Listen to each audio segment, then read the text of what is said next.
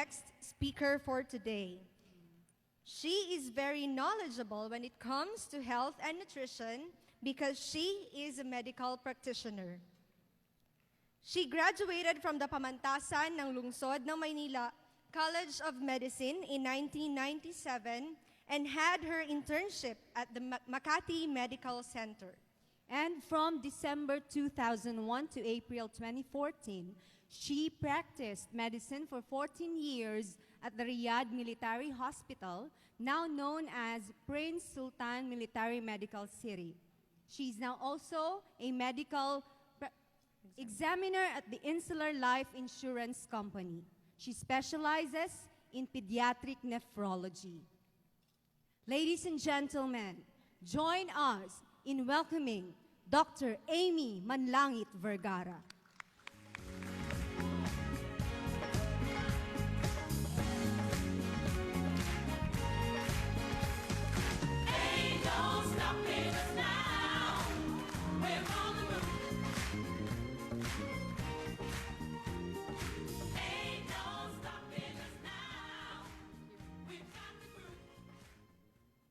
Good morning!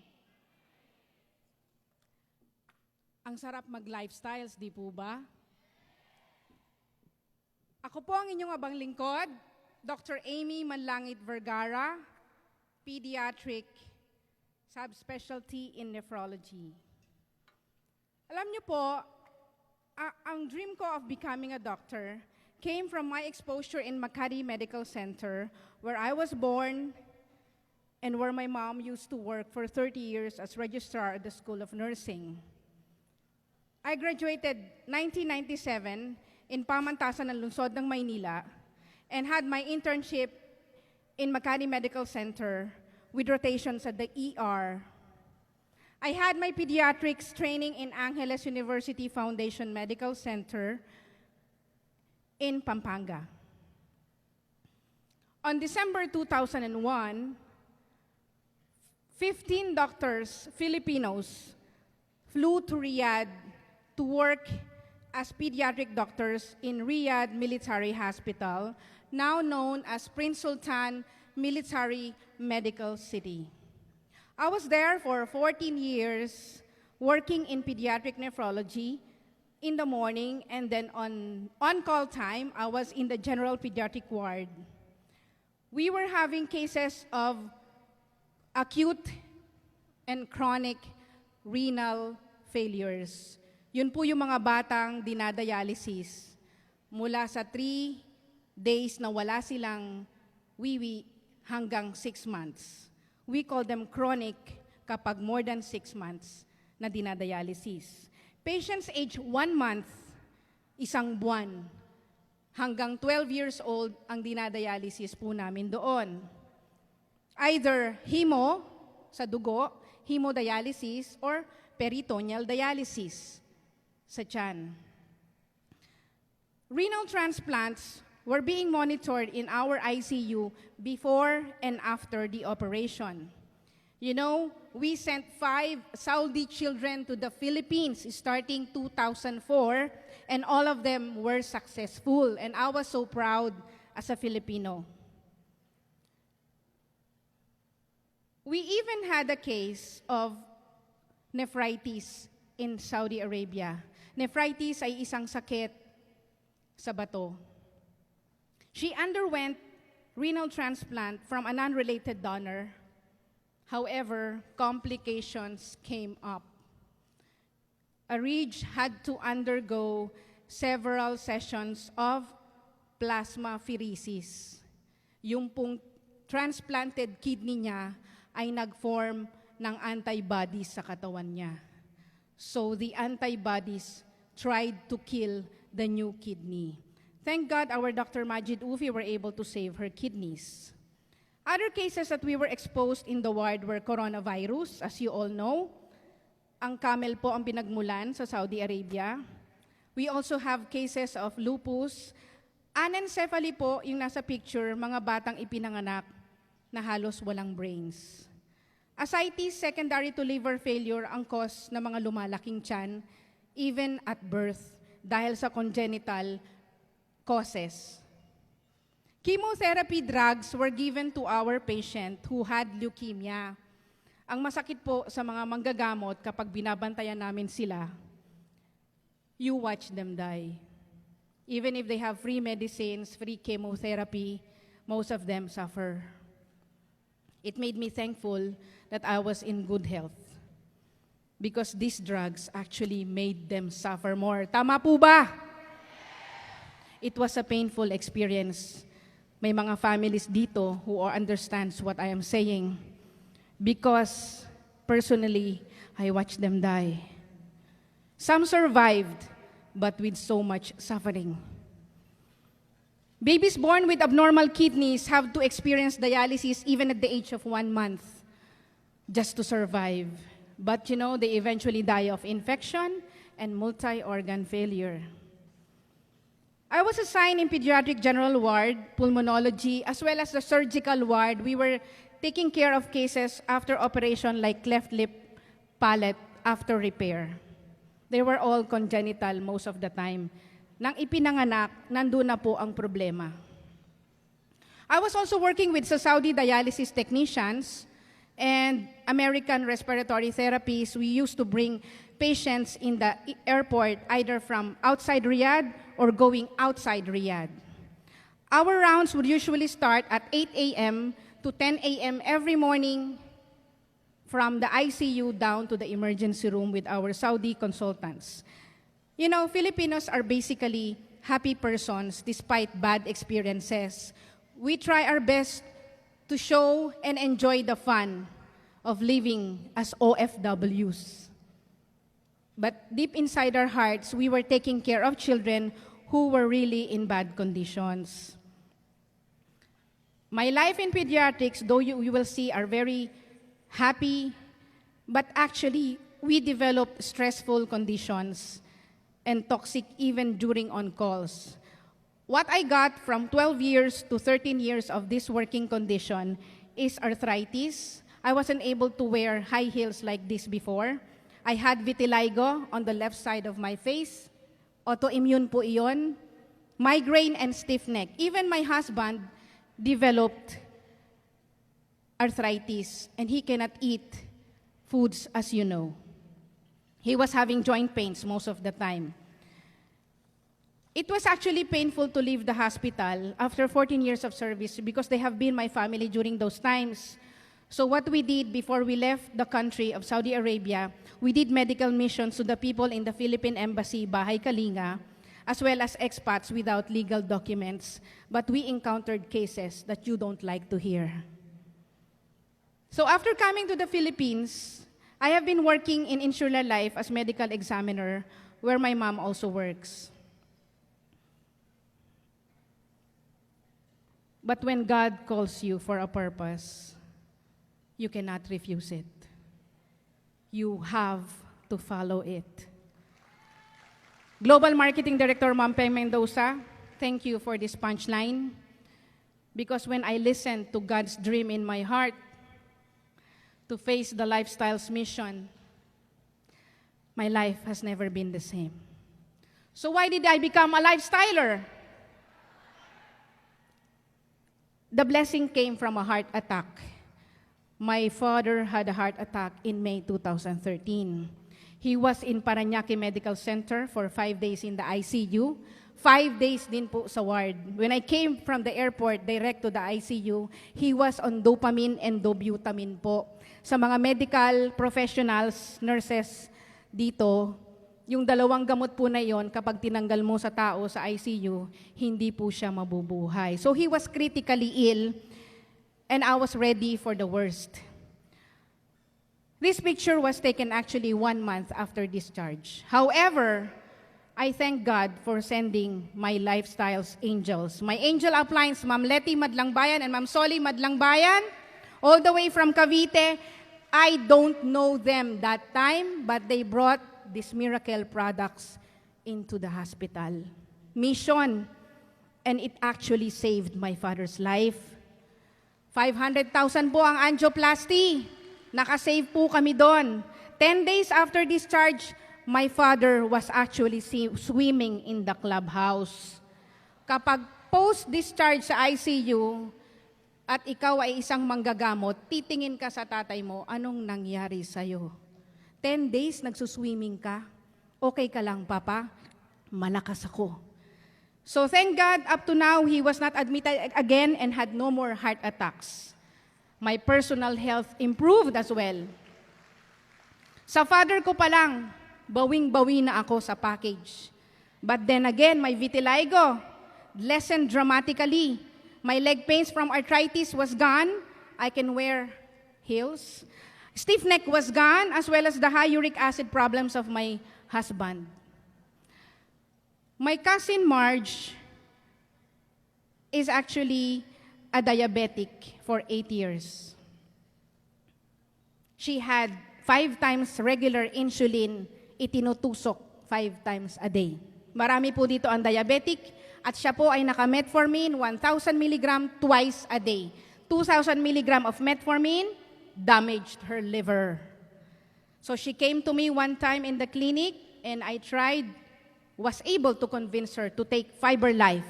Initially 2 capsules a day. Lo and behold, 2 weeks, ang reflo, blood sugar level 2.5 millimol per liter. Sayad sa lupa. Ang normal po ay 6 to 8. Where is she now? She's doing the Lifestyles mission in Mindoro. And she already has 4 downlines. I just wanted to help my cousin, and it made a lot of miracles. My mother is also a downline, and she's having a good time with my child because she has been a blessing to our family. Our father did not undergo any operation ever since, and she is a blessing to our group because she is doing a good job unconditionally. My better half, Mr. Marlon Vergara, through thick and thin, he's my husband. He hails from Balagtas, Bulacan, sa lugar po nila NMD Leven de la Cruz. He has shared the mission to his family. The turning point in my life came June 2014 when I came back in the Philippines. My child had tonsillitis. And it made me realize, hindi ito tungkol sa akin. I have to share the mission. My angel was highly febrile with severe colds. Nagnanana po ang tonsils niya that time. Namumula siya, nilalagnat, tuloy-tuloy, nagsusuka. Literally, as a doctor, that was the first time I knelt down sa Panginoon. I begged Him to save my child because it was then that I felt that only God's unlimited power can help me. Hindi ko po siya pwedeng i-admit sa hospital kasi hindi ko siya mapapainom ng INTRA sa loob ng ospital. Kukontrahin ako ng ibang hindi naniniwala. Doon ko po na-realize yung mga magulang na may mga sakit ang mga anak na hindi malaman kung saan kukunin ang ibibigay na gamot. Marami kang ang pera pero hindi mo alam kung saan mo kukunin yung gamot. Mas tulungan mo lang yung anak mo. Doon lang ipinaramdam sa akin ng Panginoon na gagawin mo ang business. Tinapik ako ni Lord kasi kailangang i-share mo to sa iba. Alam mo, kaya mo siyang pagalingin sa INTRA. With just 200 ml, in less than 4 hours, tanggal ang lagnat ng anak ko. Tanggal ang sipon, tanggal ang pamumula. At hanggang ngayon, wala po kaming hospital visits. Thank God. Lagnat lang po ang sakit ng anak ko nung time na yon. Paano kung ang sakit ng anak mo ay lymphoma, cancer, or rare cases such as this one? A mother in Bulacan, Miss Laarne de Dios, has a child with glucose 6-phosphate dehydrogenase deficiency. In layman's term, kulang po ang red blood cell niya ng isang sangkap. Kaya kapag kumain siya ng bawal, ng almond nuts, ng soya, ng soybeans, dudugo ang anak niya. Sa lahat po ng kaso namin sa Saudi Arabia na hinawakan, wala po kaming ibinibigay na lunas, kundi blood transfusion lang dahil dumudugo. Lo and behold, after taking INTRA juice in just a few weeks, glory to God, we found the cure. The child is very normal. Umakyat po siya ng stage kanina. Sa NMD 11 de la Cruz celebration, that child is very normal. He's taking almond nuts, he's taking soya beans, he's taking adobong manok with toyo. This is a testimony. And this is not an ordinary lagnat. We have another miracle case handled by thyroid of my mother-in-law. She was sick for 2 weeks, Christmas time, December 2014. She complained to me, "Anak, masakit ang lalamunan ko, may bumubukol. Masakit." Confirmed by ultrasound, she was having thyroid nodules enlarged. The doctor in Balagtas Doctors told her, prepare 70,000 pesos. This time she believed in me and she asked for the supplements that we were taking for the last 2 years. 2 weeks, INTRA capsules, 6 capsules a day. This is the result after 2 weeks. We saved 70,000 pesos. Marami po kaming dialysis cases na hawak sa military hospital. All cases have free medical services. Pati po ang dialysis nila doon, libre. All you have to do is to come during your schedule. But parents have given up taking care of their children because of the social impact of having a chronically ill child. It is really very devastating. May mga inaalagaan ba tayong mahal sa buhay na sometimes feel mo nang sumuko? Hindi dahil lang nauubos na ang pera mo, kundi dahil nakikita mong pagod na ang anak mo. Gusto mo na siyang mamahinga rin. Sometimes my nurses would tell me to give up. Dok, ibigay mo na yan. Pagod na rin kami. Severe hypertension, nagkukumbulsyon sa dialysis, including the stress of parents who keep on shouting to you, akala mo ikaw ang may kasalanan, hindi naman ako ang gumawa ng anak nila. But these people, you cannot blame for their suffering. Salamat po at dumating ang Lifestyles sa Pilipinas. The Deborah family has brought a miracle to this country and to other 41 countries. Dahil dati, walang gamot ang renal cancer. Ngayon, meron na! Buhay na sila. Hindi na lang sila nagki-chemotherapy, but they live a better life, quality life. Hindi na kinakailangan mag-chemotherapy ng mga brain tumors. Kasi si Mark Dacuma, sinabihan ng $250,000 pang-opera ng tumor sa utak. Buti kung mabuhay ka after mong operahan. Maraming complications. But without taking any chemotherapy, less than 3 months taking INTRA products, Lifestyles, the tumor has decreased. It's available in Facebook for your testimonies. We have a rare case handled by NMD Lea Guevara. Please stand up to be recognized. She was able to heal the family of juvenile hyaline fibromatosis.